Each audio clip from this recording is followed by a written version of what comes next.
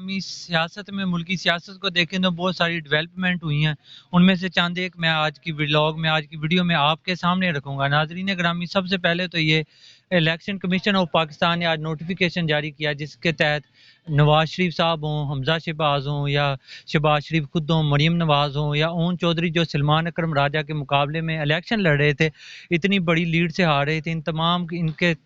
علاوہ 9 اراکین اسمبلی کے جیت کے نوٹیفیکیشن جاری کر دیے گئے، جن تمام کا تعلق پاکستان مسلم لیگ نون کی طرف سے تھا۔ ناظرین گرامی، میں نے ہمیشہ ہر ولاگ میں ہر ویڈیو میں یہی بات کی ہے کہ جب تک عوامی مینڈیٹ کو آپ کچلتے رہیں گے تب تک کبھی بھی ملک ترقی کی راہ پہ نہیں جا سکتا۔ دوسری طرف اگر دیکھا جائے تو بانی پی ٹی آئی آج عمران خان صاحب نے بھی صحافیوں سے غیر رسمی گفتگو میں یہی بات کہی کہ ہماری پارٹی وہ والی جماعت ہے جو کبھی بھی کسی کے ساتھ کمپرومائز نہیں کرے گی اور ایم کیو ایم کے ساتھ، پیپل پارٹی کے ساتھ اور پی ایم ایل این کے ساتھ کبھی بھی نہیں بیٹھے گی۔ اگر ان تمام سچویشن کا اگر ہم حساب لگائیں تو ایک اس اینگل سے اگر ہم دیکھیں تو اس وقت پی ٹی آئی وزیر اعظم کی نشست جو کہ ان کا دلی خواہش ہے عمران خان صاحب کی وزیر اعظم بننے کی، اس دوڑ سے اس ریس سے بالکل ختم ہو چکی ہوئی ہے۔ یہ اگر بات ایز این پولیٹیکل اینالسٹ اگر میں خود دیکھوں یا آپ کہہ لیں کہ ایز اے جرنلسٹ اس چیز کو دیکھوں تو کافی ڈسہارٹ ہوتا ہوں کہ جس سسٹم کے اندر جانے کے لیے خان صاحب نے اتنی اسٹرگل کی، اتنی محنت کی، اگر وہ پی پی پی کے ساتھ یا کسی اور اتحادی کے ساتھ یعنی اپنے الائز کے ساتھ کسی کے ساتھ کمپرومائز کر کے اگر صوبائی اسمبلی کے ساتھ ساتھ قومی اسمبلی میں چلے جاتے ہیں تو جو ان کے لیے سیاسی مشکلات ہیں تو وہ تمام کی تمام آسان ہو جائیں گی، لیکن وہ تمام کی تمام باتیں جو آپ سے کر رہا ہوں وہ تمام کی تمام نہیں ہو رہی۔ ناظرین گرامی، جب الیکشن ہونے تھے اس سے 2 دن پہلے میں نے آپ کے ساتھ ایک خبر بریک کی تھی کہ سہیل وڑائچ صاحب جن کا تعلق پاکستان تحریک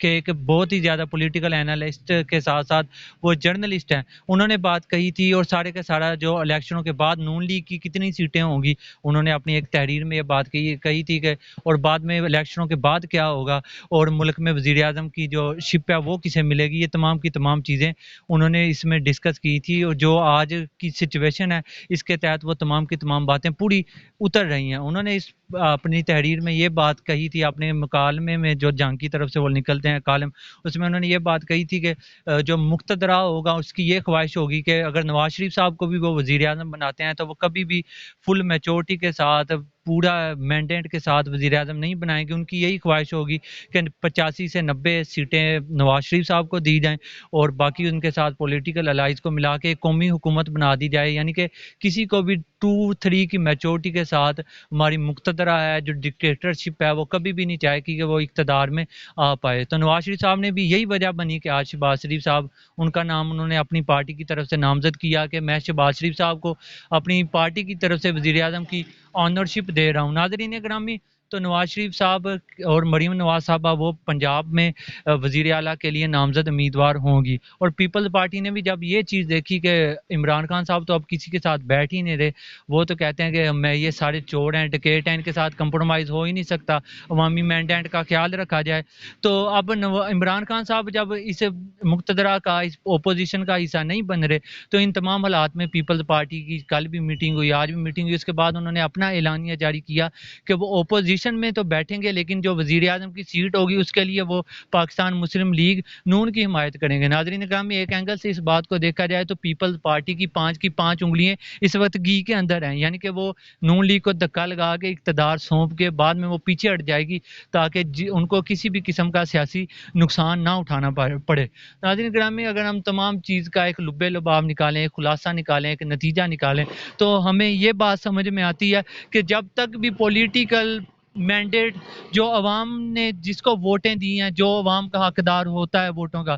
چاہے وہ 1971 تھا، چاہے ناظرین گرامی وہ 2018 تھا، ناظرین گرامی چاہے وہ 2024 تھا، جب تک بھی عوامی مینڈیٹ کو اپنے پیروں کے نیچے کچل دیا جائے گا، عوام کے ووٹوں کا حق عوام کو نہیں دیا جائے گا، تب تک ہم لوگ یہ چیز نہیں سوچ سکتے کہ میرے پاکستان میں ترقی آ پائے گی۔ ہم نے 2018 میں بھی اس چیز کی مخالفت کی تھی، 2024 میں بھی اس چیز کی مخالفت ہم لوگ کر رہے ہیں، اور بہت ہی اچھے طریقے کے ساتھ ڈٹ کے کر رہے ہیں کہ جس کا عوامی مینڈیٹ ہے، اگر ہم نے ووٹوں کا اختیار اپنی عوام کو دیا ہوا ہے تو عوام جس کو سلیکٹ کرتی ہے اس کو اقتدار کی کرسی پر بھی بٹھانا چاہیے۔ ناظرین گرامی، اس دعا کے ساتھ اللہ تعالی جو بھی اب حکومت بنائے، کیونکہ اب نہ ہمارے ووٹوں کے ذریعے سے اب سب کو یہ چیز عیاں ہوگی حکومت بنتی ہے، اور نہ ہی ہمارے ووٹوں کے ذریعے سے اب کوئی تبدیلی والا جو ایک بیانیہ تھا وہ مرا ہوا نظر آتا ہے۔ ناظرین گرامی، اس دعا کے ساتھ کہ جو بھی اب ملک کے اس دھڑے میں آ کے حکومت بنائے، چاہے وہ شہباز شریف صاحب ہوں، چاہے وہ نواز شریف صاحب ہوں، جو بھی حکومت بنائے، میں یہ اللہ سے دعا کرتا ہوں یہ تمام کے تمام سیاسی اپنے الائز کو پس پشت نہ ڈالیں، نہ ہی جیلوں کے اندر ڈالیں، بلکہ ملک کی ترقی اور خوشحالی کے لیے کام کریں۔ اس دعا کے ساتھ مجھے اجازت دیجیے اور میرا یوٹیوب چینل سبسکرائب کیجیے اور بیل آئیکن کا بٹن ٹھپ کر دبا دیجیے۔ والسلام۔